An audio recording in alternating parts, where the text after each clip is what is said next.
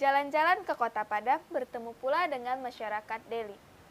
Kelompok 1 telah datang, maka presentasi akan kita mulai. Assalamualaikum warahmatullahi wabarakatuh. Yang saya hormati Bapak Zuhrinal M. Nawawi selaku dosen pengampu mata kuliah Kewirausahaan.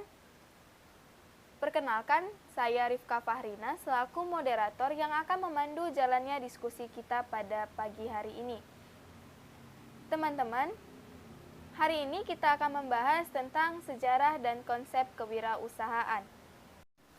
Sebelum kita masuk kepada pembahasan, izinkan saya untuk memperkenalkan rekan-rekan saya yang telah membantu saya dalam pengerjaan tugas ini.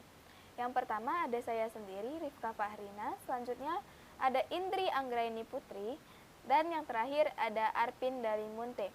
Nah, untuk menyingkat waktu, kepada pemateri pertama saya persilahkan untuk menyampaikan hasil dari diskusi. Pengertian wirausaha. Wirausaha dari segi etimologi berasal dari kata wira dan usaha. Wira berarti pejuang, pahlawan, manusia unggul, teladan berbudi luhur, gagah berani, dan berwatak agung. Usaha berarti perbuatan amal, perbuatan sesuatu. Kewirausahaan dapat diartikan sebagai berikut. 1. Kewirausahaan adalah suatu nilai yang diwujudkan dalam perilaku yang dijadikan dasar sumber daya, tenaga pergerakan, tujuan, siasat, kiat, proses, dan hasil bisnis.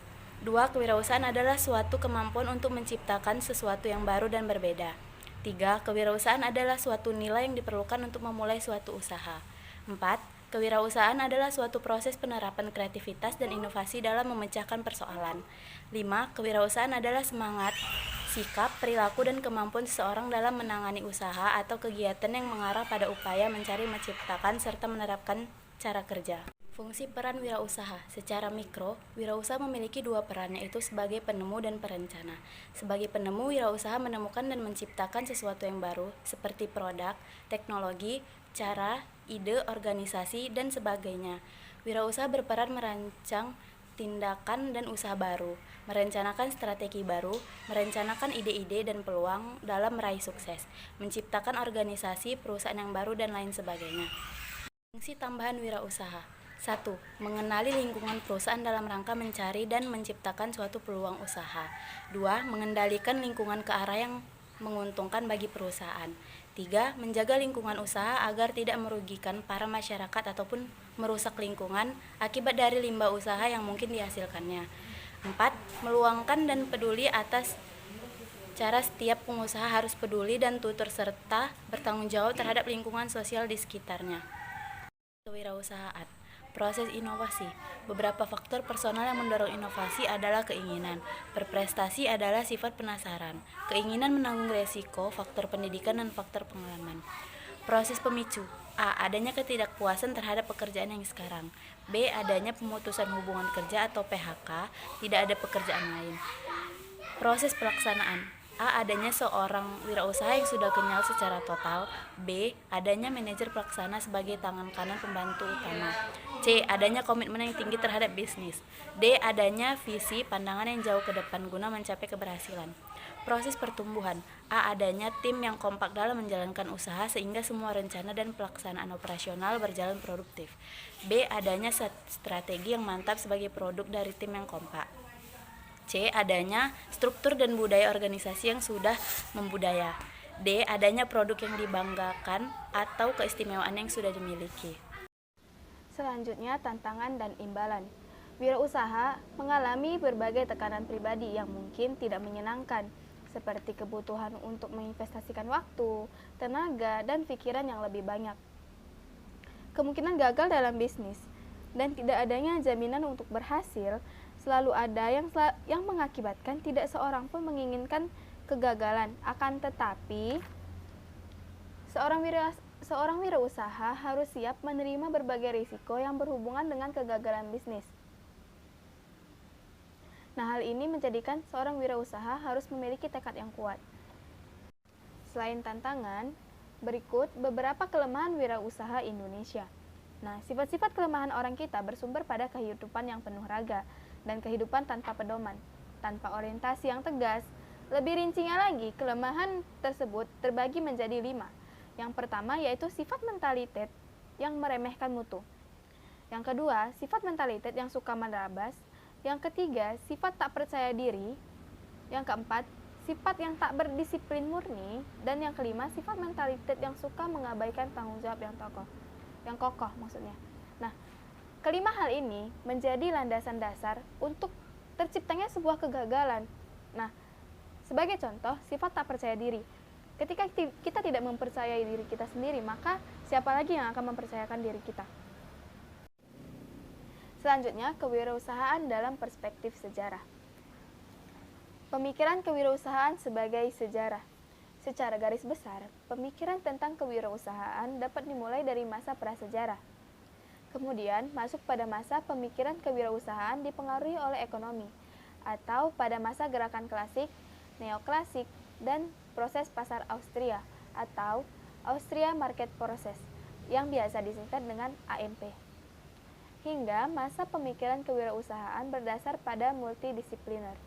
Unsur-unsur konsepsi ditempatkan secara kronologis dan digolongkan menurut 3 kategori basis, yakni basis prasejarah, basis ekonomi, dan juga basis multidisipliner. Interpretasi kewirausahaan pada prasejarah. A. Abad ke-50 sebelum Masehi.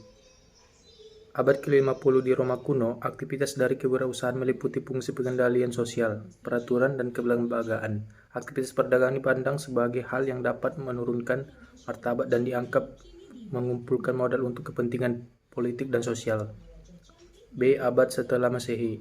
Periode awal. Abad periode ini, wirausaha diartikan sebagai perantara. Abad pertengahan. Pada abad ini, istilah wirausaha sudah digunakan untuk mengembangkan pelaku maupun orang yang mengelola proyek besar. Abad ke-17. Pada abad ini, konsep risiko kemudian berkembang dengan menitik beratkan pada konsep risiko. Abad ke-18.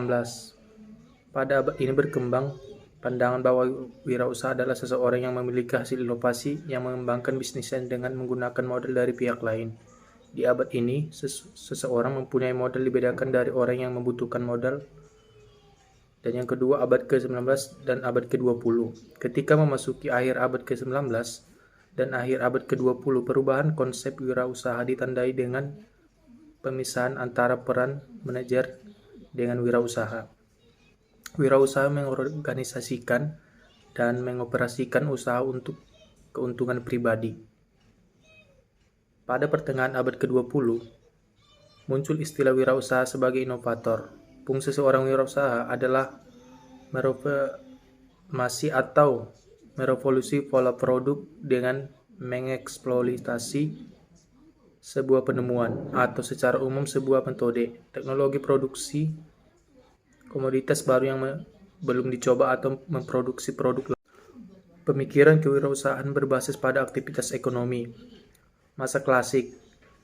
Cantillon atau dalam kurung 1755 memperkenalkan konsep kewirausahaan dalam literatur perdagangan, ekonomi, dan bisnis. Hasil karyanya yakni mendefinisikan ketidaksesuaian antara peradilan dan permintaan.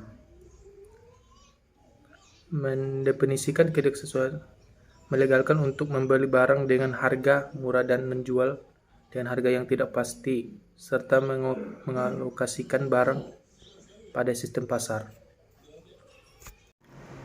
Masa proses pasar Austria atau AMP, Austria Market Process. Pada masa AMP ini, para pengusaha berkonsentrasi untuk mencari informasi dengan segala pengetahuan yang mereka miliki untuk mencari dan menjalankan peluang serta mengambil keputusan dengan tepat. Berdasar pada ide-ide neoklasik atau Skamfrat 1934, AMP menjadi bagian kewirausahaan yang menggerakkan sistem berbasis pasar. Masa neoklasik. Masa ini dimulai pada akhir tahun 1800-an, ditandai dengan munculnya konsep Definishing United untuk menjelaskan kegiatan ekonomi dan membuka cara pandang berbeda dalam menyikapi hubungan antara individu atau manajer 1971. Hasilnya fenomena pasar dipengaruhi oleh kondisi sosial, politik, dan budaya. Aktivitas kewirausahaan menjadi sesuatu yang unik dan dipandang sebagai masa transisi atau menstransformasi sumber daya dari produk menuju layanan atau jasa. Tokoh dan pandangan kewirausahaan. 1. Richard Cancellon 775. Kewirausahaan dipandang sebagai kerja sendiri atau self-employment. Seorang wirausaha membeli barang saat ini pada harga tertentu dan menjualnya pada masa yang akan datang dengan harga tidak menentu. Jadi, cara seperti ini lebih menekankan pada cara seseorang menghadapi risiko dan ketidakpastian. Yang kedua adalah Jean Baptista Say atau 1816. Seorang wirausaha adalah agen yang menyatukan berbagai alat produksi dan menemukan nilai-nilai dari produksinya. Yang ketiga, Frank Knight 1921. Wirausaha mencoba untuk memprediksi dan menyikapi perubahan pasar. Pandangan ini menekankan pada peranan wirausahawan dalam menghadapi ketidakpastian pada dinamika pasar. Seorang wirausaha disyaratkan untuk melaksanakan fungsi-fungsi manajerial mendasar seperti pengarahan dan pengawasan. Oke, terima kasih. Dengan berakhirnya pembacaan dari pemateri ketiga, maka berakhir pula lah diskusi pada pagi menjelang siang hari ini. Untuk itu, kepada teman-teman yang sudah mempersiapkan pertanyaannya sedari tadi, boleh untuk mengirimkan pertanyaannya via chat untuk bisa didiskusikan oleh kelompok 1 dan akan dijawab setelahnya.